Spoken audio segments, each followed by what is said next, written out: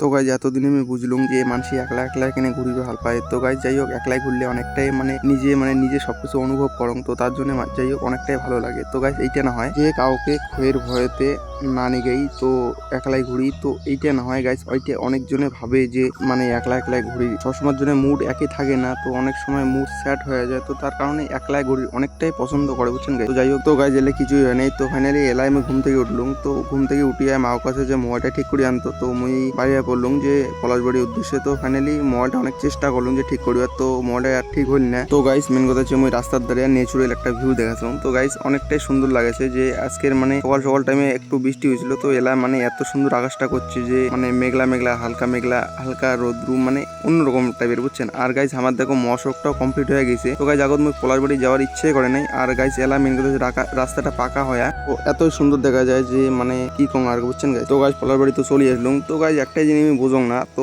কথা যে মোবাইলটা এত আমি চেষ্টা করলাম তো আর ঠিক হইল না। তো পলাশবাড়ি খালি মেকারিং এর দোকানে আসিয়ে হাতত দিলুম, তো 5 মিনিটও লাগিল না যে ঠিক করে দিতে গাইস। আর অন্য কোনো কাজে করলেন না। আর তোমার দেখো গাইস মোবাইল এলা অটোমেটিক ঠিক আছে। আর চলে আসলাম মুই এলা পাস্তার দোকান। তো ফাইনালি আমি পাস্তা তো কমই খাং, তো মোমোটা বেশি পছন্দ করম। তো গাইস মোমোটা এলা আমি খাওয়ার জন্য আসে গেলাম পলাশবাড়ি। আর এটা কোনো মোমো ফেমাস বানাইছেন গাইস।